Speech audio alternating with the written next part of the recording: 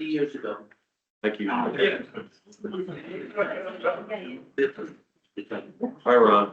Pretty good. Thank you, Logan. Okay, well, we're out and running. Bring this up, what? Can we tell whether he's on the line? I think the show was. I don't think, unless he's online. Chris, are you remote? I don't see. There with it. Logan. Focus it. Yeah. You want to speak? Logan. Yeah.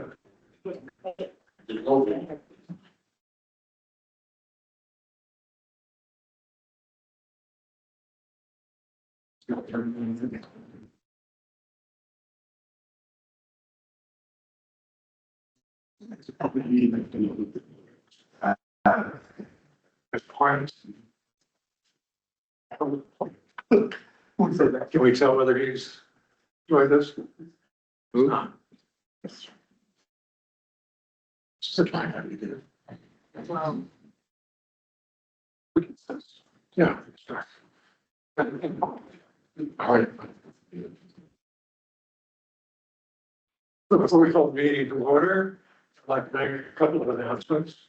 One, we're welcoming, we now have a full vote. We have our newest board member appointed, Nathan Woodall. So welcome to the planning board. Would you like to say a word or two about yourself? Yeah, so I'm Nathan Mitchell, was here 5 years now, and it's excited to be able to get to work, and I previously served on the Strategic Advisory Committee, various things around town, but excited to join the team. You may recall, we created an informal relationship with the CAC and the historic HPC group. And Nathan is representing us as the liaison to CAC, which should be a great help. So thank you. Also, I would be saying to Chris, our engineer, if he comes in, I'll thank him later, but you recall perhaps at our first meeting of the year, I mentioned that in a change of administration, quite often there's a change in the actors, and the mayor chose to select for us a new legal counsel and a new engineer. But that transition didn't happen in a timely way to continue to work with us through this interim, and it was an outstanding gesture on his part. He couldn't have been more critical in terms of carrying out his duties. And finally, one last announcement. I think I'll ask Gabby to make this announcement. Gabby? Okay. I barely have a voice and every show I speak, I call. I regrettably, mostly, have to step away from the planning board because I commit to being here every Tuesday for the rest of the year. I know for certain I won't be here 6 out of the next however many Tuesdays, and it's possible I won't be here forever because of work engagement. So I'm having to leave earlier than I hoped I would. And Yeah. I wish you all. And it's been a wild ride. I'm sure that there would be no news out of the planning board. Everything will be calm and easy, no problems at all. Well, once I step away, things will be a little calm. But Lloyd will still be here. Yeah, And he'll deliver any news. well, that brings me to my final announcement. The mayor has appointed Lloyd to the planning board. No. But I did suggest Hudson Housing Trust Fund, I would accept. So thank you for your service and good luck to you, and don't be a stranger. With that, I'll call the meeting to order. As it turns out, I don't have an agenda in front of me. Thank you. Sorry. First, are there bills to pay tonight? Yes. Okay, first order of business is identify the payments required and the vote. We have invoices from Bartman or Judas dated March 10th in the amount of $1,872.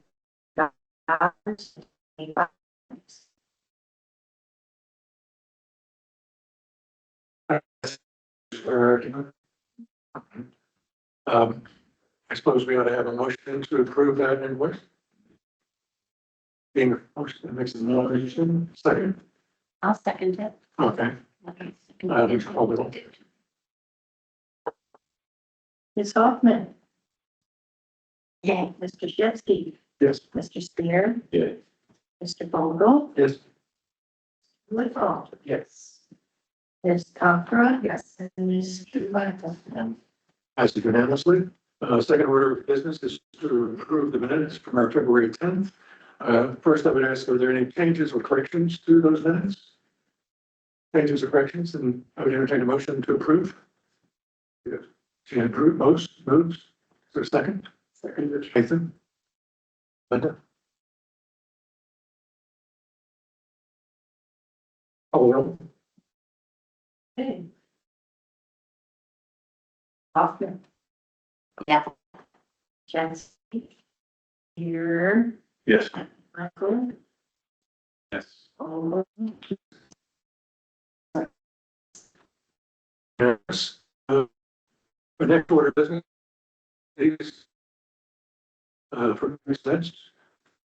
Is there any information that the board should know about this release? they've met all the conditions for application. There is some remaining as well. So we set up an escrow with each project, and at the end of the project, if there's funds remaining, then the remaining funds are returned to the applicant. If more funds are required, then that's another story. But today, we're releasing the remaining escrow for Kite's Nest. A motion to approve. Make the motion. Okay, and a second. Second. All right, Linda? Michael, Yes. Chairman Vogel, Yes. Mr. Woodhull, Yes. Ms. Contra. Yes. Ms. Hoffman. Yes. Mr. Shetsky, Yes. Mr. Spear. Yes. Next order of business, committee reports. We don't technically have committees on the planning board, but we have set up this special relationship with two other organizations in town. So I'd like to call on Peter, who is our liaison to the HPC, to comment on any activity that's occurred there since our last meeting. Yeah, I had a meeting with Kara Cragen, if you want to say hello, who's the liaison from the Historic Preservation Commission, and just open the lines of communication, and I guess we're sort of playing it by ear and see what opportunities there are to collaborate. And Nathan is our CAC liaison, but I don't think you've had anything to report yet.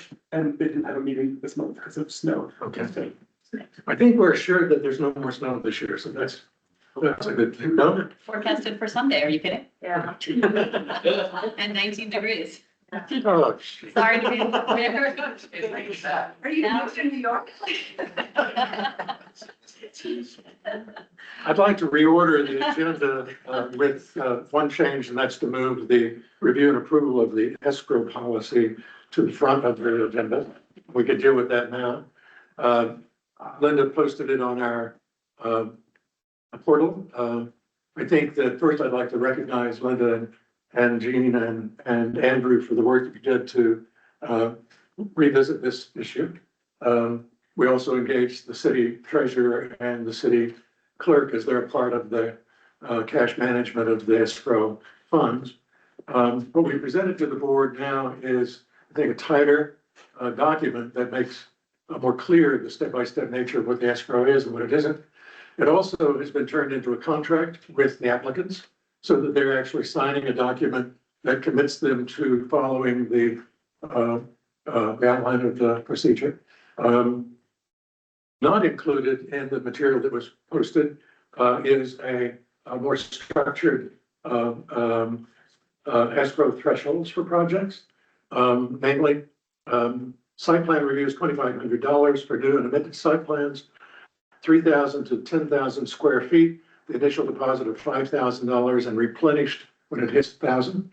And greater than 10,000 square feet, $10,000 escrow replenished at 2,000 when it reaches 2,000. So we hope that this makes more transparent the whole escrow process and will give folks a better understanding of why we have it and how it's used and so forth. So I guess we're really only voting on the document that was included in the portal, and that's the language that the applicants are going to be asked to agree to. Yes, correct. Okay, so I would entertain a motion to approve the new escrow language and process. Then we can discuss once it's moved and seconded. Is there a motion to approve? On the issue. I don't have my copy with me. In the beginning, it's got.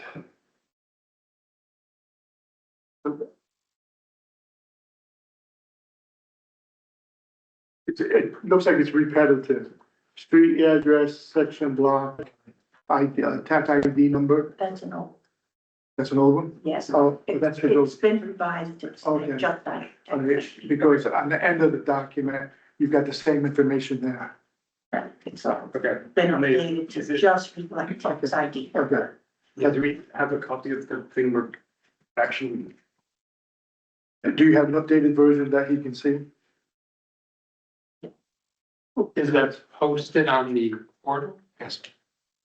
The one I have was a Word email, but I. It's just a duplication, that's all. Right, It doesn't change the context of the document itself. he spotted that. Yeah, I don't know.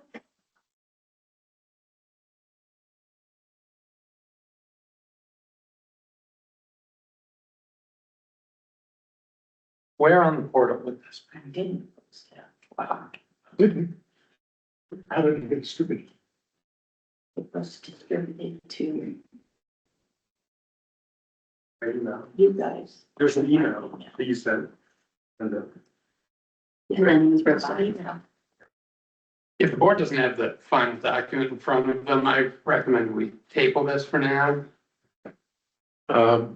unfortunately, but I think that. Okay, I agree. Can't. So, and proceed with all of this. Our first applicant tonight is 22 Park Place. Might, is there a representative here tonight?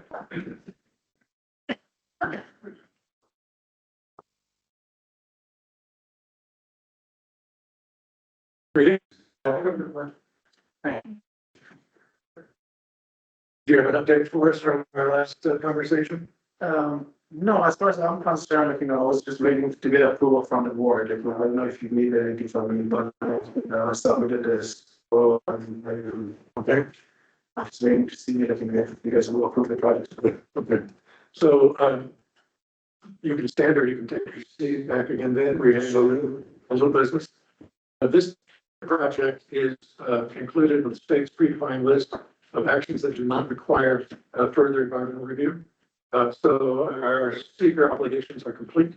I would entertain a motion to classify Suma Restaurant as a type 2 action under seeker. That, by the way, is the State Environmental Quality Review Act.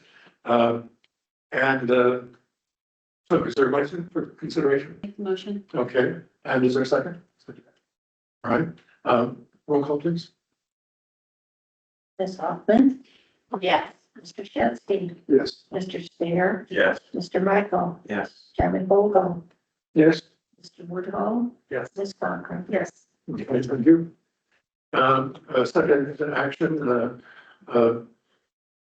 is the need for public hearing. We had this discussion about GGs in our last meeting. So let's go ahead and get a motion on the floor before we discuss. So I would entertain a motion to waive the public hearing on this project if the board so desires. Motion from Peter? Did you hold on this one? Sorry. We did, We voted on it. on the other application, it's GG. Oh, okay. So second, Sorry. so second, I'll second. second. We got, Peter did the motion and there he is. We decided to go on without 30. It was forever and I made that mistake last week. It's Let's go ahead and finish this business and then, so this is the motion to waive public hearing. We have a motion and a second. Is there discussion? So just chime in, as all the here for the James Wine Bar restaurant application last month. And this board has to stay here in its discretion. And the intent is if it does not think that a public hearing is warranted, your code provides this board with the authority to waive. But it was a discussion with different opinions, and so wanted to bring it back for discussion tonight. Is there discussion? I would say the same discussion applies, a timing issue, but I'm letting it go. The only like possible concern I could see the public having is noise potentially. There's no, I don't think there's a unit of the space, it's just like at least two sides, so it seems to be. Do you expect your restaurant to be noisy? I don't think so. We'll have like some music, some like, restaurants going in and out, but it's normal. All right. Business. Can you remind us what the hours will be? I'm probably trying to do like from 12 to 10, maybe weekends go to a little bit later, but that's fine. What days of the week? Most like 7 days a week or 6 days a week. I'm having 7 days on my. Any other discussion? Hearing none, then call the roll, please. Mr. Michael. Yeah. Chairman Vogel, Yes. Ms. Conklin. Yes. Mr. Woodhull, Yes. Mr. Shatsky, Yes. Ms. Hoffman, Yes. Mr. Spear. Yes. Motion passes. We have one more action. That is, I would entertain a motion to refer the matter to the Columbia County Planning Board. Well, doesn't it fall within the 500-foot threshold of Route 9. Oh, Of the state highway, No, that doesn't matter. that doesn't matter. No. There's no county building nearby. The closest one is 610 State Street, which is a block down and a block over. Clerk's office is six and another. And then you had Department of Social Services over on Railroad Avenue, Yeah. and with this way, you don't have anything. and what's the trigger that you're pointing at, that if it's within 500 If you need 500 feet, Oh, that comes from County. GML 239. Within 500 feet, and section quickly, What is it, 5 in here? 500 feet of the boundary of any city, village, or town, the boundary of any existing or proposed county, state park, right of way of any existing or proposed county or state parkway, throughway, expressway, road, or highway, the existing or proposed right of way of any stream or drainage channel, the existing or proposed boundary of any county or state owned land on which a public building or institution is situated, My interpretation is that is unnecessary. so long as it's outside of the 500-foot threshold, then there is no requirement. That's but the county highway, the state, No, is that the state highway, No. did it say that in there? No. State highway? that's not a requirement for referral. Because the city of Hudson maintains the road. If it's on state highway 9G and 23, it's owned by the state, but it's maintained by the city. So therefore it accepts that requirement. Okay, and then the next county building would be on the corner of 6 and Columbia. 6 and 1, I'm sorry. And 6 and alley. That's the Department of Motor Vehicles and Mechanic Clerk's office. That's an entire drive away from the project. Is that 500 feet? Do you have any extra there, Chair? Chris Moore, he said it's Not required. No. So long as it's outside the distance, then there's no requirement for referral. All right, then I'll remove the request for that motion, and where does that leave us in terms of the status of this project? So if there's nothing left for the board to consider, it's not waiting on any additional information from the applicant, it could potentially take final action on the project. Okay, would you offer language for our consideration? Sure, give me one moment. So it would be appropriate for the board to have a motion to approve the site plan application at 22 Park Place. Last reviewed before this board on March 10th, subject to the condition that all applicable escrow, all applicable professional review fees are paid and satisfied pursuant to City Code Article 10, Section 325-39. I'm not aware of any other required conditions. So I'm gonna put that in the form of motion. Go ahead. Okay, second, Second. okay. We got Kaylee over here seconding it. Let's call the roll. Mr. Michael? Yeah. Ms. Conklin? Yes. Mr. Spear? Yes. Ms. Hoffman? Yes. Mr. Woodhull? Yes. Mr. Shevsky? Yes. Chairman Vogel? Yes. You have been approved, sir. Thank you so much. Now, remember, hummus on the house next time. It wasn't Gabby, was it hummus? I think that's illegal. Oh, okay. I said not with one. No. Congratulations. I love a happy ending. Moving on to the next project, 76 North 7th Street, Gigi's Wine Bar. Do you have any update for us tonight? Some updates, I know as of right now, we're pretty much waiting, I think tomorrow, the county planning board meets, if my memory serves, so we'll get the referral back then. Board waived the public hearing last time, so today, just wanted to let you know, as for the engineering comments related to parking requirement, the February letter that was submitted, contained details on the current parking that exists there, which includes, just to give a brief overview, 20 delineated on-street parking spaces, 8 off-street parking spaces, as well as parking that exists for the housing that's over there. So all we're looking for today is if the board is open to it, perhaps taking a straw poll. Gigi is just looking to start ordering supplies and things that she's gonna need. She wants to get a sense of how the board thinks they're gonna vote, so that she can, make an educated determination there. Any additional comments from you? Nope. Anything from you? Nope.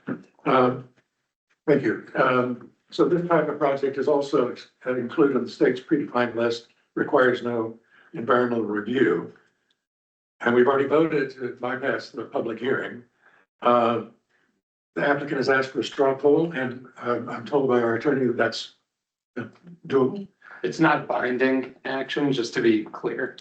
So our inclination is to support this application. Is that a fair summary of our opinion? I'm seeing heads nod. It's looking good to me. Or one other request kind of further into that, if the board is open to it, of course. Would we take action tonight to have you, unfortunately, I'm sorry to get you extra work, draft an approval resolution to be ready for the next meeting. That way Gigi can get everything kind of rolling right after that approval comes and start working to get towards her May opening. That works for me. It'll be ready at the next meeting. Okay, so anything further on this tonight? No further action necessary. Okay, great, thank you. That's great. I'll see you all next month. Thank you. So next on our agenda, Thank you. old business, 724, 726 Columbia Street. Is there an update on the project that you want to share with the board? So we had submitted it back in November, to December and January, December and February, and had waiting for engineer review, if there were to be any comments. And we uploaded a review letter last week to the board. And I think you addressed all outstanding comments and concerns. There was some recommendations at the bottom of that letter, that the board, recommend approving the project, with 3 conditions, finalizing and recording the acceptance of Long Island right-of-way dedication, issuance of the sewer extension permit from the city, and city approval of any improvements within the right-of-way from the DPW. Any other comments before we go to secret? Nope. Any other comments before we move into secret? No, I think the board is ready to move into Okay. the secret part 2. So you go ahead and have a seat, and so this is my first time for seeker, so I kind of made myself some notes. But I also, just sort of like what we were talking about earlier, Veronica, sometimes explaining the process is helpful. Because otherwise it's sort of mysterious and vague and so forth. So, and also I'm learning about what seeker is. So, we are going to conduct an environmental review under seeker. Seeker is an acronym SEQR, that stands for. State Environmental Quality Review Act. So, the Foundry is a complex project, multi-use. It doesn't fall under a simple exemption. Instead, the board needs to take a hard look at issues like traffic, noise, historic character of the neighborhood and so forth. To do this, the state has prescribed a process. We have a two-part checklist that we have to answer a series of questions that Andrew will take us through. Part two will identify potential impacts of the project. Part three will discuss those impacts and if they're significant and how they're being handled. So we're going to ask Andrew to lead us through these questions. Board members, please feel free to weigh in as we go through. And then we can also reach out to the applicant if we feel we need additional information. But it's our decision as a board to ultimately make the determination once we've answered the questions. So Andrew, anything else you want to add in terms of explanation of that one? Sure, just a brief overview. I know we have some new faces around here, myself included. But on part two, you're looking at potential impacts on the environment from the project. And for this unlisted action, they're categorized into no or small impact maker or moderate to a large impact maker. So when I go through the 11 criteria, those are the thoughts you're supposed to have in your head. And this is based on the applicant's SEAF previously submitted. That's their short environmental assessment form where they outline the potential impacts, and this board is just analyzing them. So I'll read through the questions and then feel free to stop for any discussion as you all see fit. Do we vote on each one individually as far as? You're not required to vote on each matter individually.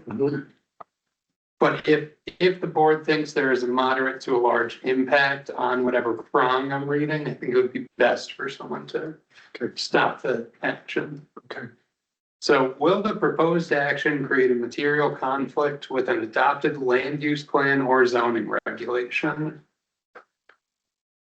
And you're considering whether this proposed action will have no impact or a small impact, or is there going to be a large impact or moderate impact? Something you would have to think about? It's more of a legal thing. Right, it's really if the board saw or thinks there's going to be some sort of environmental impact, or if it conflicts with the adopted land use plan or zoning regulation. And unless anyone identifies one, I will mark it down as no or small impact and move on to the next prompt. Sounds reasonable. Will the proposed action result in a change in the use or intensity of use of the land? By definition, it seems like it would give a significant change. Yeah. In the use. It's a significant change, yes, but But is that, it's not. is it a moderate to large impact? Just a change by virtue of being a change isn't necessarily a moderate to large impact. Will the proposed action impair the character or quality of the existing community? No. Will the proposed action have an impact on the environmental characteristics that cause the establishment of a critical environmental area? No. Will the proposed action result in an adverse change in the existing level of traffic or affect existing infrastructure for mass transit, biking, or walkway? Seems like that's been addressed. Yeah. Satisfactorily, so their answer is no. So based upon how the applicants addressed it, this board is saying there's no or small impact. Will the proposed action? Hold on. Here, so. She's iffy and I'm iffy. It does have an impact because you're changing the direction of the alley.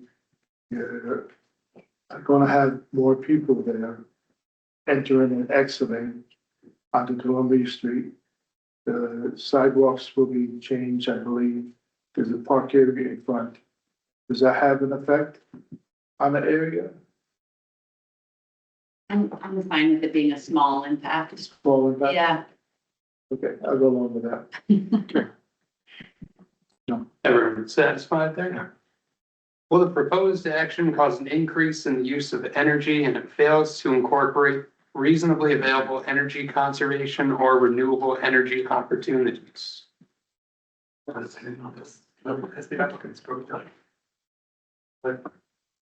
What they, What's that? has the applicant spoken to that one way, and it's going from vacant to being used, you know? You want to speak on that, Walter? Well, okay, so I think the best way to say this is we're taking an uninsulated, unused, former tire warehouse. And we're insulating it, we're soundproofing it because we're going to use it as a theater. And, you know, we're using the best energy reduction techniques we can, mostly to save the owner money. But I would say we meet the criteria of SECRA. Sounds Yeah. Now, this question is a two-parter. Will the proposed action impact existing A, public/private water supplies? And part B, public/private wastewater treatment utilities? So the answer is yes, they're gonna be increasing the flows of water demand.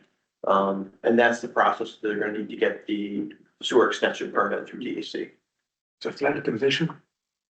So that, if there is going to be that moderate to large impact, we can check yes. And then when we get to the next part, we can write in how the applicant's addressing that. Will the proposed action impair the character or quality of important historic, archaeological, architectural, or aesthetic resources?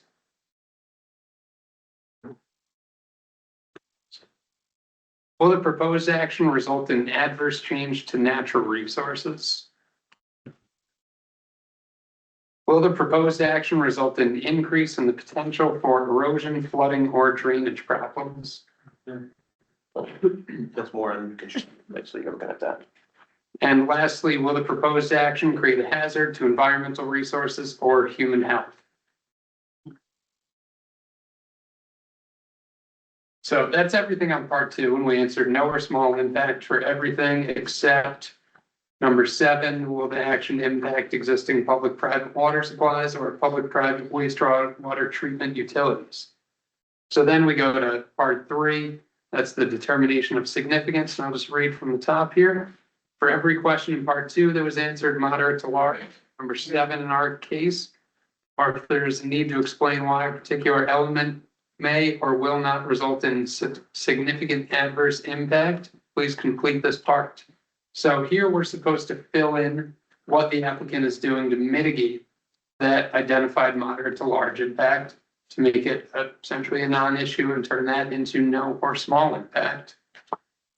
So it's, I don't want to put words in the board's mouth, but it's my understanding that the applicant will be complying with the engineering comment number, I don't have it in front of me, but the sewer Extension permit.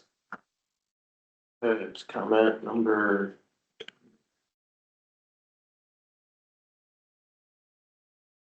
Three.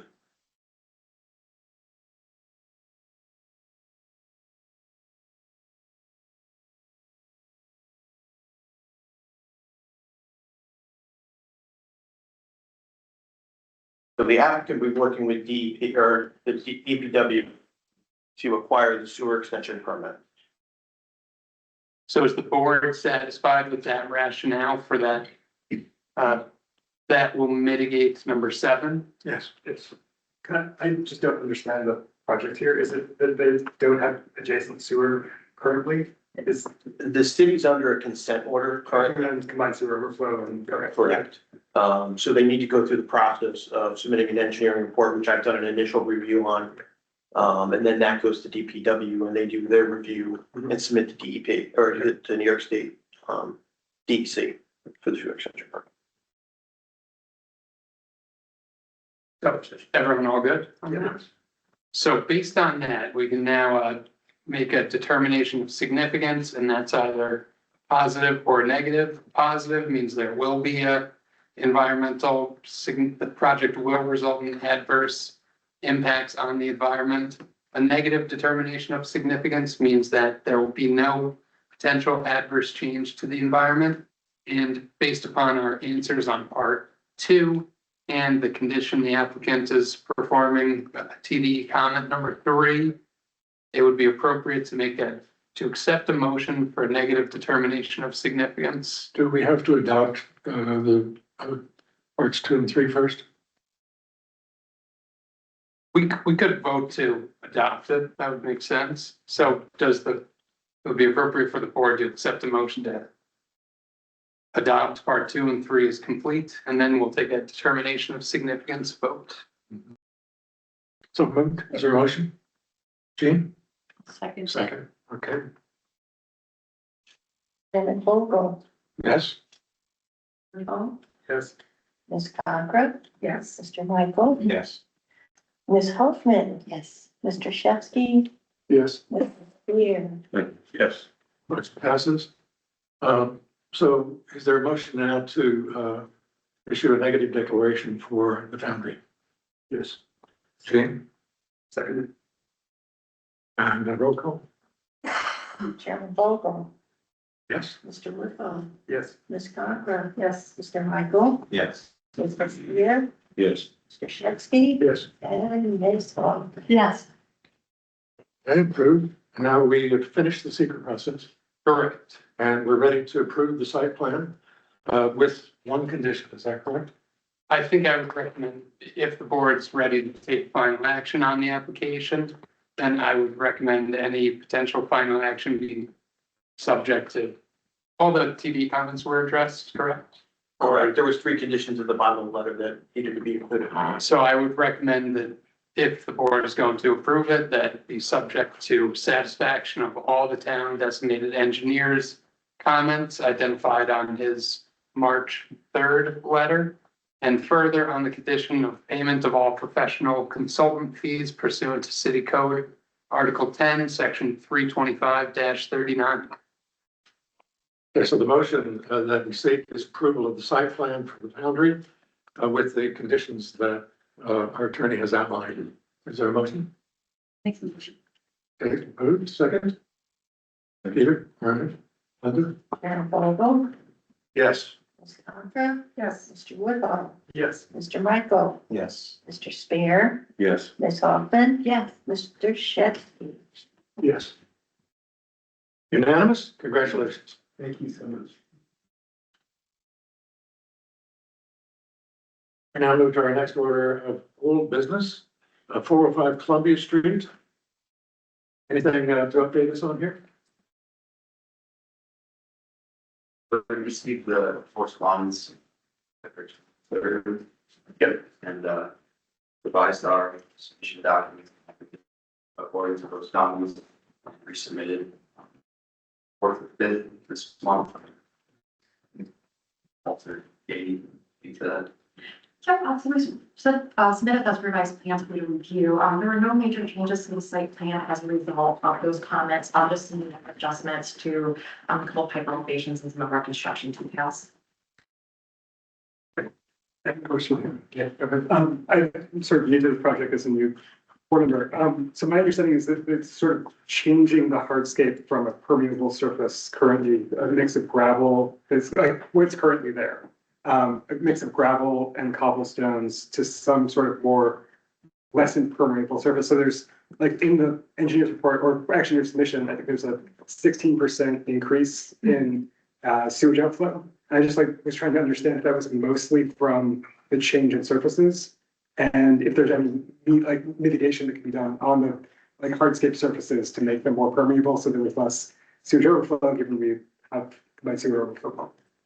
Unfortunately, due to the soil conditions on the site, it doesn't really lend itself to infiltrated soil. It's been previously developed, so those soils are really compacted. And the USDA soil survey indicates that there is high groundwater levels in that area. So we don't really feel confident about being able to infiltrate stormwater on site. But I think it's current status quo, right? Because you're not building very much or any new Is there, These are, permeable pavers in this building, it's something new. Otherwise, this is a replacement of existing. Yeah. I was just trying to understand which, like, how much was from the paper replacement versus the new building? Oh, there is a portion coming from that. Yeah.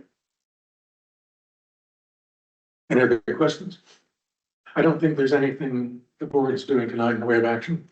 Not that I'm aware of, unless the applicant has any other updates for this board to consider. Set up here.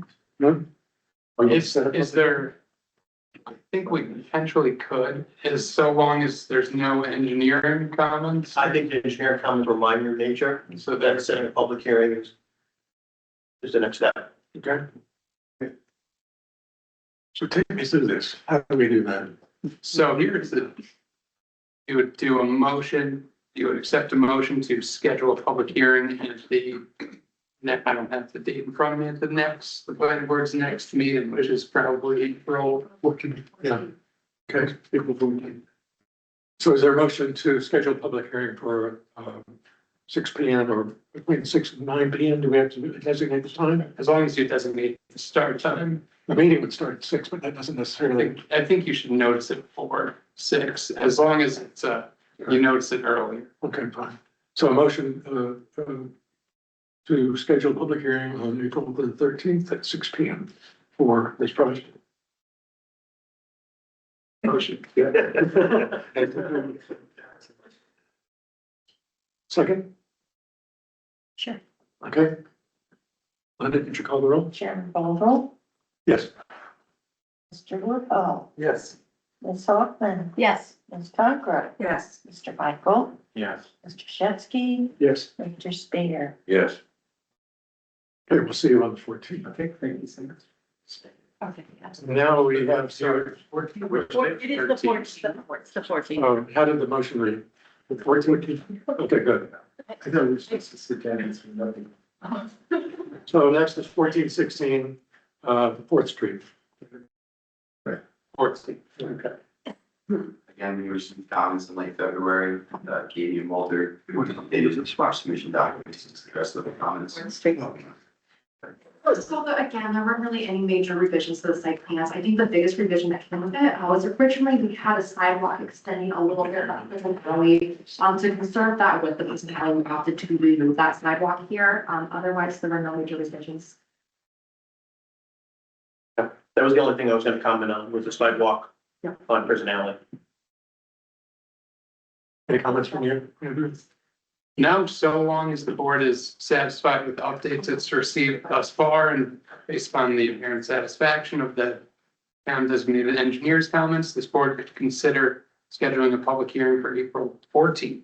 Any discussion or questions before moving into that action? Okay, so let's repeat, again, a motion to schedule a public hearing, 6 P.M. on April 14th for 1416 North 4th Street. Motion, Gene, second? Second.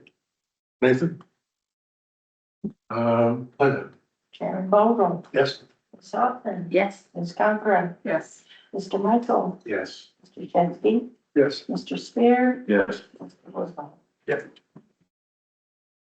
Congratulations, thank you. Thank you. Thank you. Next old business is 360 State Street.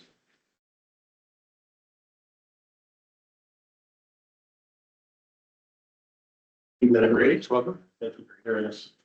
My name is Walter Cubo. I'm with the Butler Associates Engineering. Lindsay Allen with Penrose. I didn't bring the actual board. I thought it was going to be up on the screen here, but there's like, I have a copy here I can share, and there's some renderings about, if I may, Councilman. Sure. That'd be great. Thank you. So, well, probably know this probably better than we do. The former John Edwards Elementary School building. It has been vacant since, I believe, 2018. And Andrew is proposing to redevelop the building for senior affordable housing, 65 units of affordable housing. Minor changes to the site plan, some landscaping, sprucing up the pavement, cleaning up the building, no changes to the footprint of the site at all. reusing the existing building, and existing utilities. We did do a traffic analysis. There will be significantly less traffic than there was when it was a school. There is also ample off-street parking for the number of units. And there will be a slight increase in water and sewer usage from the school from when it was a school. Property is essentially fully developed except for the steep slope to the back. Got State Street to the southwest, and Street to the southeast. And way in the back there is that dead end Washington Street. Anyway, There's another parking, I didn't pitch what you had said about parking. there's a On-site or off-street? off-street parking, yeah. There's off-street. Is there gonna be any on-site parking? Off-street being on the site, it's all on the site. Yes, okay, yes, there you go. Yep, all on site. I think there are 66 stalls and parking lot for the 65 apartments. And just an update, the city has taken this project as the lead agency. They conducted the seeker process. They've classified it as type 1 action. And so that leaves nothing more for us to do in terms of action tonight. Yeah, that's correct. So just a brief overview, the city council looked at the zoning change with both the zoning change and the 65 proposed units, classified as a type 1 action, and conducted the seeker review. So thus, this project was included in that review. So is there any further questions or discussion with these applicants? Thank you all. Thank you very much. So there will be additional comments on that. I would imagine the new engineer will be the plan.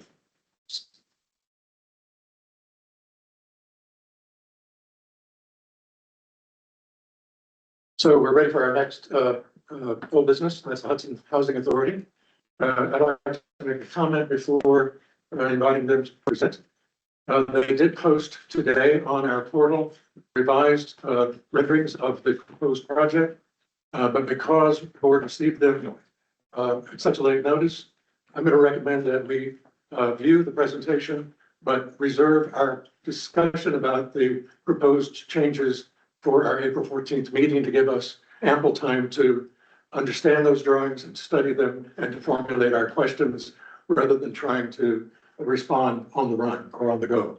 So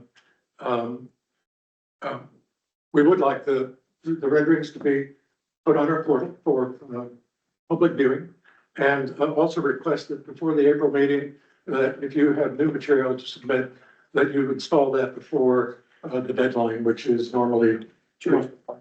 What? 2 weeks before. 2 weeks before the meeting, not the afternoon meeting. So look forward to hearing your update, Jeffrey, and welcome to our meeting. Thank you all for having us again. My name is Ravonda Smith. I'm the Hudson Housing Authority Chair. And Ravonda. Some things that I really highlighted from last meeting, thank you all for your comments, everyone, is you guys are feeling the same way we're feeling. We don't want the 50s. I can let you know, with it being born and raised in that was the worst housing I could have ever been in. And it was nothing that I wanted to recreate again. It was something that I wanted to revamp. It made much better, much more lovelier, you know, and that's why also we decided to choose Mountco, because, you know, we knew that they had all of that going on, exactly what we wanted. And I just wanted to let you guys know this was not a rushed deal at all, especially being born and raised there. I want the best of the best, and I still want the best of the best. And I just want you guys to know that this was thoughtful, in a timely way, and nothing was rushed, because I wanted to make sure everything added up perfectly, looked right, and was gorgeous. And I'll just move that on now over to our Executive Director, Jeffrey Dotson. Thank you, Ravonda. Thank you. Thank you guys for having us again. And, you know, whatever feedback we've gotten so far, we really appreciate. I just wanted to share a couple of things to add on to what Ravonda said. And, I wanted to share a little bit about myself, because I think I assumed that people knew who I was, where I came from, and why I'm here. I was selected to work for the Hudson Housing Authority because of my background. I grew up myself in public housing for 23 years. I lived in public housing in probably, well, the 10th largest housing authority in the nation in Newark, New Jersey, probably one of the roughest, toughest, we would say. And because of those experiences that I've had there, good and bad, it's become my mission to make sure that others had better housing opportunities than I. With that said, you know, I came here and accepted the position, which this is something that executive director do. I don't know why, but we like to have the challenge of fixing things. And there was a problem here.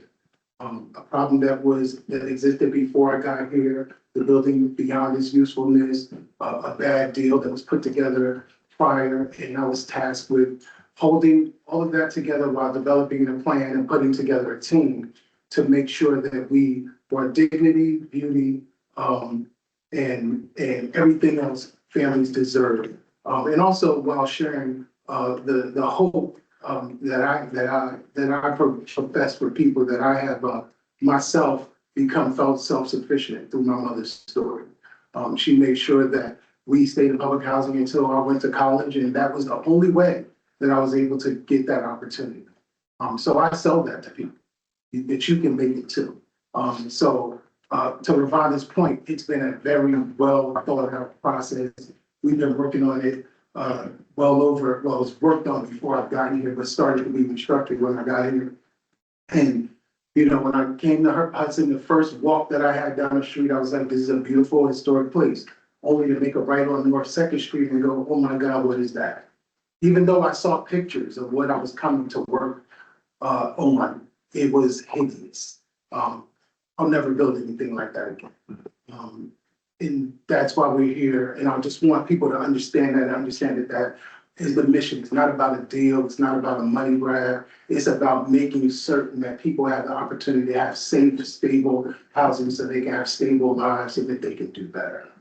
So with that, we'll introduce John first. We're going to tell you about the team that he's chosen. How we go today. I'm John First, I'm the land use counsel for the applicants. Stuff back to file, thank you, Jeffrey. So we do have the architect here, and I think that's kind of the main emphasis of our presentation tonight, is just to give you a feel of the renderings. I know there were some questions that came up after the last meeting. You know, thank you for hearing us out tonight. We don't expect any detailed comments, but of course, if you have any initial preliminary feedback, that's great. If not, you know, that's fine too. On the remotely, we also have the engineer. We have the site civil engineer, we have the landscape architect, and we have the traffic engineer. In case you have any questions on the prior submission we made a couple of months ago, nothing's changed. The only new information on the renderings that Quincy's going to go through with the board. And yes, we realize that we need to, you know, we're working on our submission for the April meeting. So thank you again. Without further ado, Quincy. Good evening all, and thanks for having us again. My name is Quincy Williams. I'm here representing Alexander Borland Architects. We are the design architects for this project, which we're aiming to bring to fruition here in Hudson. I'm assisted this evening by Carlos, who's part of the development team, and we'll walk through this. This image, first off, is the image of what exists on site, which we hope to dispel. It's a 9-story multifamily affordable housing building that's needs revamping. I think it's been many years in the making, and with your help, we wish to bring this to fruition, as I mentioned earlier. Current site plan shown here illustrates 3 buildings, 2 of which are in phase 1, 1 of which is in phase 2.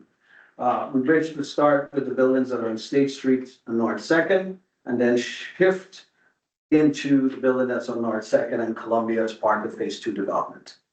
And from here, we'll go into the renderings that we have prepared.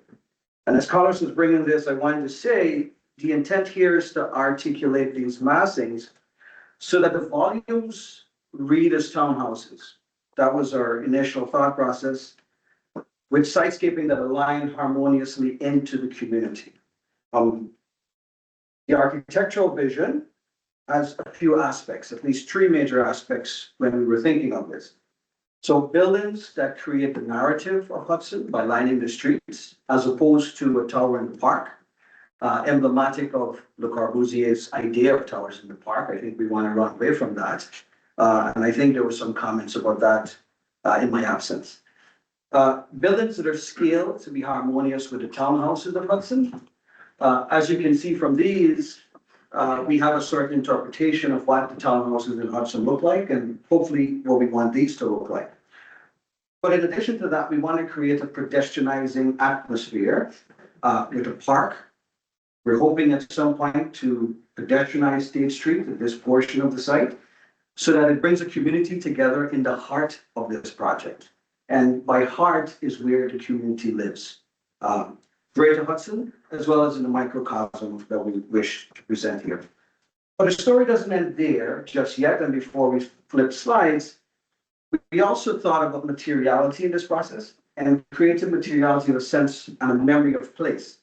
We definitely believe Hudson has a certain vernacular, whether it is brick, siding, bay windows, half circles, octagons, whatever the case may be, that we have come to appreciate. And we wanted to bring that language to this village, to the rest of the village. And in doing so, we created this syntax. Bases that are made of brick, the above that are made of siding, which is emblematic, and the sprinkle of bay windows, which is also emblematic to Hudson. And beautiful proportioned windows to give you that feel of a townhouse. Again, the idea here is not to recreate, as some has mentioned, the 1950s. I think we've moved far beyond that in terms of our thinking, but we wanted to present an architecture that's emblematic of Hudson. So here we are, looking at what might be the second to last slide will show, but it shows what is some parts of the village. There's a playground, there are 4-story townhouse setting that creates that atmosphere. And the last slide will show is just to give you a sense of what this will be holistically. Now we're a larger team, and our teams are working to put together these final renderings, which was mentioned earlier. But we wanted to show you what phase 1 will look like. Phase 2 is in the making. But by the time we're finished with this, we'll show you a presentation that brings all of this into it. Thank you so much for your time. Thank you. Thank you. For tonight, we will review the engineering comments that were issued last week by our engineer and hear the applicant's initial responses. Many of these comments request additional information. So if you would take us through her letter and I can take you through the high level points on what I did the engineering review. The project currently falls in 2 zoning districts. It falls in the R4 zoning district and it falls in the GC district. So it crosses boundaries. And building, I believe, B1, which is a lower building, falls completely in the R4 district. There are setbacks requirements, there's green space requirements, there's height requirements that go with that district. The GC district has absolutely no requirements. It's free for all. There's no height requirements, there's no setback requirements. So I think the first thing that needs, and that's a lot of the comments in here, is coming with a path forward on the zoning. You know, does the GC apply to the R4 because the project's included? The project's also subdividing, which makes it a little more complicated. They're subdividing phase 1 and phase 2. So phase 1, with subdivision line, like I said, that puts that bottom building completely in the R4 zone. So that's a lot of the comments, and the bulk of the review was in that. There's a lot of engineering comments. I talked to the engineer. There's nothing major that he's not going to, resolve. He, acknowledged that this is a work in progress, and so this, needs a lot of refinement. The other comment that I made in this letter was somehow tying the demolition of phase 1 or phase 2 into phase 1. Right now, as it sits, it's 2 different projects. You'll have the phase 1 project will get built, and then the phase 2, which includes the existing Bliss Towers. There's no mechanism to make that, then have to demo that. That could be in operation forever. So the board might want to consider some kind of key to say that once phase one gets demoed, phase two demolition is part of it. It has to happen immediately after. That way you can kind of tie that into the whole project. Does that make sense? Yeah, that seems smart. Does the applicant want to comment on Yeah, that? sure. So first on the zoning question, the architect did have conversations with building inspector last year. And there were two issues that came up as far as the split zone. There is a section in the city code that allows a split zone property to extend the zoning district of the less restrictive zone. So we went through that discussion with the code enforcement officer last year, and they agreed that the entire project, at least that section, not including the townhouses across the street, but that section could be zoned GC. And the other question that came up was the bulk requirements for the GC.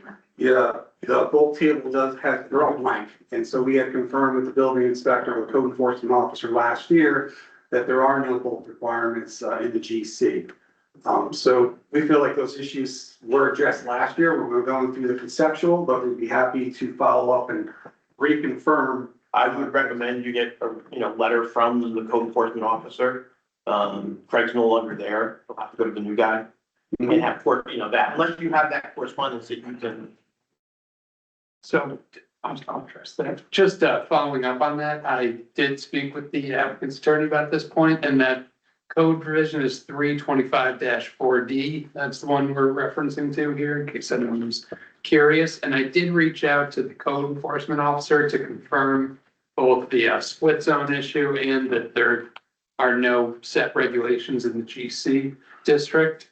And unfortunately, he was at a training today, so we did not get in touch, but this will be verified on our end prior to the next planning board meeting, and I anticipate updating the board accordingly, or the building inspector could update code enforcement officer, so could update the board accordingly as well with a determination letter or some formal writing from the office as articulated by the TPE. Either here or there, but I read the part of the zoning code that's relevant, and it's not clear. I think the council should make it more clear than it is. Good luck with that. Yeah, And just to clarify, the planning board unfortunately can't interpret the code that starts with the code enforcement officer in the city. So that would be our starting point, and it was stated it was a different code enforcement officer this year, so we're just trying to bring all the loops back to speed and clear that up and get any written determination that was previously made. correct. So I mean, in our defense, it wasn't really an issue last year. The planning board, engineering, nobody brought it up while we were going through our conceptual approval. So kind of move forward on these plans with the understanding that there were no issues, but we'd be happy to confirm those issues. I totally requested that they go to zoning. They don't need to go to the zoning board yet. Do we need to have an action on this? There's no required action, but I think it is in the applicant's best interest to bring forward that confirmatory communication. Okay. I got a question. The code enforcement officer, does he have the authority to grant this the way I think it said? I wouldn't classify it as granting it. That's the first line of an interpretation of the city's code. Okay. And then with that, do they need to go before the zoning board for approval? Because you're going from one designation to another. GC to R4. I'm not aware that they would have to go to any, as long as it shakes out how the applicant is envisioning it, then there would be no zoning board involvement. Of course, the zoning board can review any code enforcement officer determination. That's just getting into the. Leave it at the code enforcement. If they have it, they're gonna provide it to us. If they don't, they will by the next meeting. That's my understanding. They'll provide whatever. Do you want us to obtain a letter from the code? Or maybe we can, both of us can work on it? Sure. I think if the applicant presented it to the board from the code enforcement officer, and I, like I said, have put in a communication to him, I just haven't heard back. So I would suggest we have a motion that requests that they go to the code enforcement officer for clarification on the zoning question and aim to try to bring us back confirmation of the That'd be great. So we have a motion of that? I'm sorry, would we then discuss it with the current code enforcement officer? You would have, The code enforcement office would come with an understanding of the code. And then it would be the planning board's opportunity to say they disagree or agree with that. If they disagree, you as a planning board, you could then request the zoning board review it. And that would be like the appeal. Right. So that's something to keep in the back of your mind. And there's a 30-day window that once that starts, that you can appeal the decision, I think. just before we get going, I think we should wait on that. Let's see. Let's see what the building I'm just making inspector sure said we do. and we'll take it from there. So we still want to have a motion requesting that they go to the code enforcement officer for clarification? Yes, why are we asking them to do it? Why, I can't, isn't it our ex code enforcement officer? Well, we'd be going to the current one. Oh, I see. Is there a motion? Yeah. Gene, second? I said, Thank you. Linda? Chairman Vogel, Yes? Ms. Hoffman, Yes. Ms. Conklin. Yes. Mr. Michael, yes. Mr. Shansky, Yes. Mr. Woodhull, Yes. Mr. Spear. Yes. And just to cover the second request regarding the demolition, this was also discussed last year, at least at one or maybe two of the last planning board meetings. And maybe somebody from the Malco team can explain. I think there's an issue as far as demolishing the building, the existing building within phase one. I think the funding for that demolition is gonna come with phase two. I don't know, I think you talked about that last year, correct? And that would be, it would be recently to require immediate demolition of the building.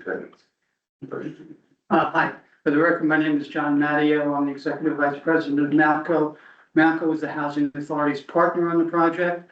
We've been working with the Housing Authority for the last 2.5 years, I would say. Just to give you a little background, projects like this, and we didn't talk about the numbers, but the project hasn't changed in terms of the numerical number of units we're gonna do, right? There's currently 135 units at the site. And what we're proposing is to build 2 new buildings, okay, which are shown up on the site plan, plus 6 townhouses, for a total of 166 units. So we're going from 135 to 166 in phase one. Projects like this generally in the state are funded through what's called the Low Income Housing Tax Credit Program. It's controlled by the New York State Division of Housing and Community Renewal and the State Housing Finance Agency. That's going to be the primary sources of funding for this project. We've been working with the state, and the state has been very supportive of trying to move ahead, because we really need to take the list in Columbia down and move those residents out into quality housing. So the plan is, in phase one, is to build the site, the buildings on site A and site B, and then the townhouses, to create the relocation resource for the tenants that are currently in Bliss and Columbia. 2 separate financing pieces. The financing piece for phase one includes the construction of the proposed buildings and the townhouses. Phase two, which we would go back to the state for, and they're aware that there's a phase two, and they want us to build phase two, would be to go back then and demolish the existing Bliss apartments and the Columbia apartments. When they're down, then we can build an additional about 100 units or so on the remainder of that site. The previous board asked the question, they wanted to see sort of the total package, what's going to be there eventually. So what you're going to see in one of the massing sketches is to give you an idea of those buildings. So to get back to your question, right now our budget is at the max to build what we're proposing. We can't include we can't. You can always try to include, okay, additional funding for the demolitions of Bliss and Columbia Apartments. We could try to include that, but I would tell you that will put us so far over the state limits that it's unlikely that we would get that funded. Our plan has always been to include that demolition in phase two. So So if I heard it correctly, there was some question about whether or not you can make a requirement to include the demolition in phase one. That would really effectively make our financing project infeasible for the state. I don't know how the state funding process works. Sure. So this is a naive question, but what if phase two funding doesn't come through? Say that again? What happens if phase two funding doesn't happen? Sure. Phase two, I'll try to answer it this way. Mapco's done probably 30 developments like this, over the course of the last 10 or 12 years. We've never seen a project that the state had as a phase project where if they funded the first phase, they didn't fund the second, okay? Usually the state is pretty well committed to that. One of the things that the state likes about the overall plan is that we're adding additional units. We're not only providing quality housing for people that need it, but we're going for basically from 135 units to about a little bit over 200, let's say 235 units. So part of the reason that the state likes this plan is that they know that there's going to be more affordable housing. They just can't fund it in the same package. So one other follow-up. How much time passes between the completion of phase one and the demolition of Bliss Tower? I would say, roughly. sure, it's probably about 2 years, because again, what we're doing is you can't demolish Bliss until you have the new buildings done. So you approve the building, you start construction, let's say 2-year construction period.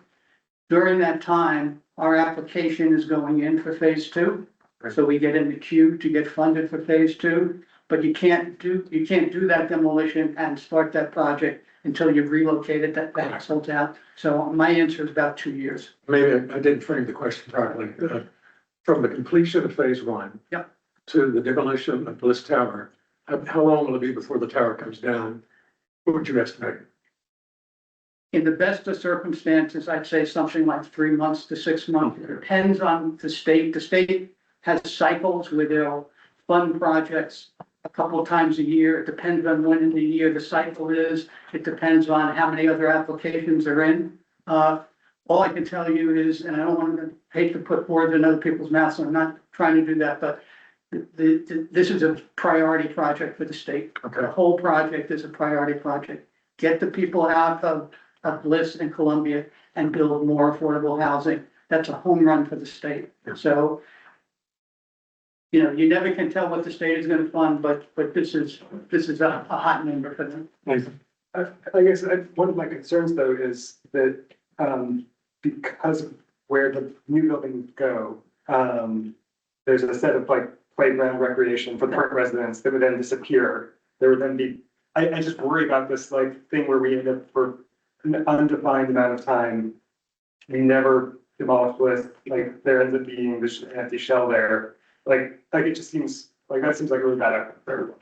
And if it even has like a 10% chance, like that feels real bad, right? I gotta jump in. Remember what I said about who I am. I'm not gonna let that happen.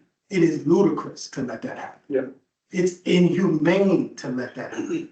It's not gonna happen. Yeah. How do you really feel, Jeff? I feel the same way. That's why I think that like putting it as a requirement is potentially reasonable, even if it does create a financial like problem. It seems just as a person who doesn't understand how the financing works, that it really is like if A, we will almost certainly get B, then it seems like you should look at bridge financing for that. If that is like commonly accepted. I'll let our attorney talk to that. I mean, that is certainly a goal. Yeah. Okay. As part of the development team, I can't guarantee you that that's going to happen. Yes. I just can't. Okay. And you heard what Jeff said. And believe me, we've done so many of these. The state, this is a priority project for the state. If it's ever going to happen, it's going to happen here. Because they want the additional housing. That's the best we can tell them. The best I can tell them. Is there a way to structure it, if it was structured differently as what one unphased project without, like, I'm just like trying to think creatively about how you actually guarantee the whole gap in patterns. Yeah. I understand the problem. I understand the question. It's a legitimate question. I don't want I don't want to make a commitment that we can't commit. We can't do this without the financing. And the state is not going to tell us now that they're going to finance it. They don't tell you until literally they're ready to go. So I'm hesitant about that. I think that the commitment from the housing authority has been unbelievable. The state has been very supportive. The project, this phase one is supported through the Department of Housing and Urban Development. And the state environmental, office. We have brownfields money, that's already been committed. We've got other sources of funding, pro-housing. We've got downtown revitalization money. I mean, there's a lot of money already committed to this project, all with the intent that we're moving to phase two. And that's the best assurance that I can give you. I'm sorry, it's not more than that. That's what we. Yeah, and just like we have to present this project before you, the state is fully aware of our total concept. They had to meet with us with HUD to ensure, or to bless what we're doing so that we can get HUD to close on the project as well. So it's all a delicate dance, but trust me, it's happening. Nick Sakos, Commissioner of the Housing Authority, just a little bit of understanding of how the process works from behind the scenes is Monco and the Housing Authority have been going back and forth with the state for a few years on this project, specifically laying out this phase. And it's been a long process of getting all the approvals, need to add this, need to cut that, and lots of scope and cost cutting to get it to the point where they can say, all right, this is the project that we want you to do, and we need to move forward. And so it would be very difficult, from what I've seen of the process, for them to say, cut, get it to this point, concise, we need this. And then for us to come back when they're saying, we're ready for closing, we're ready to move forward, say, actually, we want to add a $10 million process into this, which is the demolition of this other building. My worry is that could jeopardize the project moving forward in the way that it's moving forward right now. That'd be my worry. These guys can speak more to that. I'm going to speak directly to that. That's a major issue. Okay. We're running, and again, Ravonda talked about making sure that you have time to do the work that you need to do.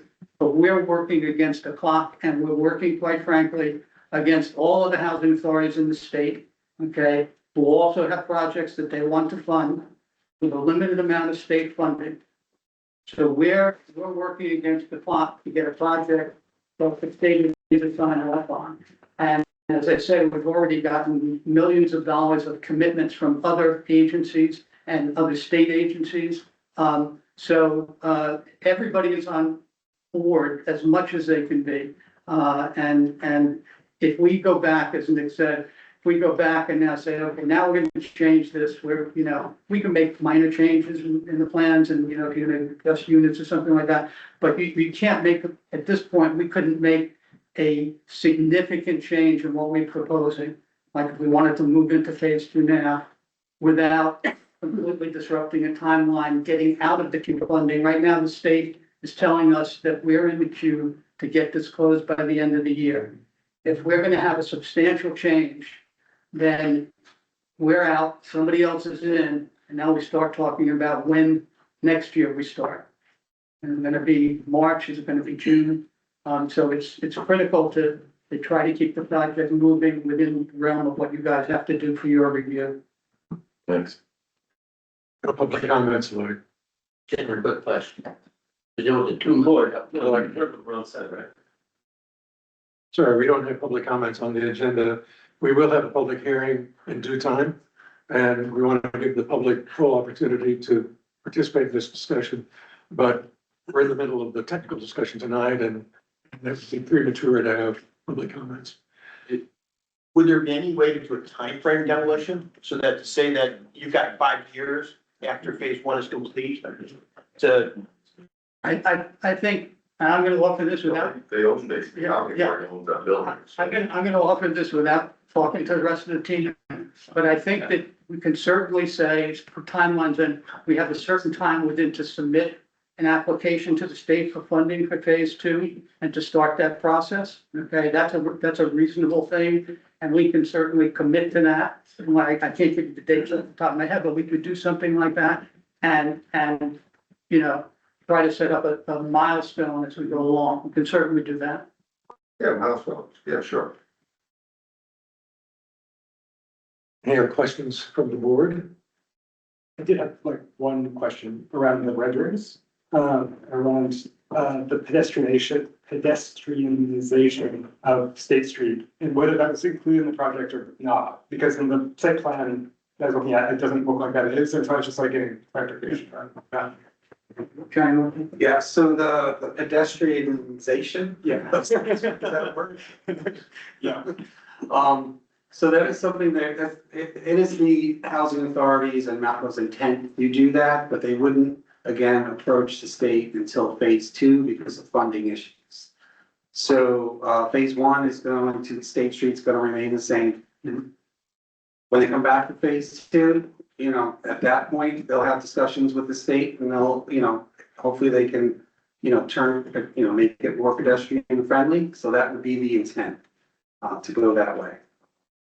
We realize any parking analysis or parking studies would have to be revised if we did. Because right now we do have a parking analysis for both phase 1 and phase 2. But that parking analysis contemplated, you know, cars parking and driving on State Street, because I think that's kind of was the feel we got from the last board, that's what they wanted. So in the future for phase 2, when we come back for the site plan approval, you know, we may change it up and we realize that we'll have to provide you an updated parking analysis. And we did show the pedestrian. We did show the pedestrian walkway, okay, to the state, and the state liked that, okay, but they understand that it can't be included in the days. Maybe can we have renderings that show what's most likely to happen, what's closer to reality than what's sort of intended? The renderings represent what's closer to the intent. Well, we could show you both. No, I'm saying I guess what I'm hearing is it's gonna happen, is it going to happen, or is it not gonna happen, or we don't know? We'll show you both versions. Yeah. So that way you have a feel. Yeah. But the intent It is would be desirous to, right, If everybody's on board, of course, I mean, the municipality would have to be. so it's conditional on other parties agreeing, and this is my point, if it's within your power to pedestrianize the street and it's part of what you're actually proposing, then I suggest keeping it in your renderings. But if it requires somebody else to make a decision for that to happen, then you withdraw it from the rendering, so the rendering isn't misleading about what's actually being proposed. That's fair. But the site plan submitted shows State Street parking, so the actual technical drawings show that. I'm speaking about the rendering. Yeah, we'll provide the rendering to show. That'd be great. So that way people see both for. And what we could commit to is that, you know, coming forward in phase 2, we're gonna present, you know, and request the pedestrianization of the walkway. So I just want to follow up on Peter's question. Are the renderings, as we evaluate them over the next month and study them, just to help frame our point of view, are they conceptual illustrations, or do they really reflect what's currently being planned to be built? To speak to that, what we've shown, I think, is what we've shown for the last year and a half. That's the intent of what we expect to be built here, in the immediate future. Those are two different things, though. Intention and expectation are very different degrees of certainty. Yes? The architects deal with intent. My intent is to have this built in the immediate, and my intent is to have it built the way it's shown. Any other comments or discussion? Nope. Anything else from you? No, nothing further. Board, any further comments or questions? To the applicant, any further points or information? It's been thorough, helpful. Your passion is important. Thank you for sharing that everyone did, Jeff. And we will do our homework this month. Well, some of us will, some of us won't. And I will reflect on one thing, that it must be frustrating in some ways. This is a project you've been bringing to the planning board for 2 years. And as of next month, we'll have 4 new members that are trying to catch up. So I know that we're covering territory that you may have felt like we've covered before, or we bring different points of view than other planning board members. So we'll try to ease your discomfort as much as possible, but thanks for allowing us to probe, ask the questions, and understand. And thank you for your direct and transparent responses to our questions. It's it's gathering information that is the core objective right now for us and to understand our role and helping move it forward. So thank you all, and we'll see you on April 14th. But I would request again that if you have new materials, please hit our 2-week deadline so that we have time to review them in advance. And I know you understand that. So that will conclude old business for Thank tonight. you, thank you, thank you.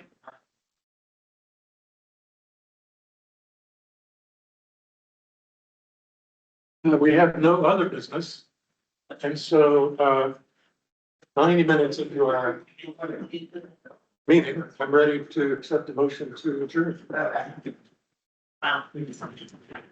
Why don't you do that? I make a motion. Oh, God.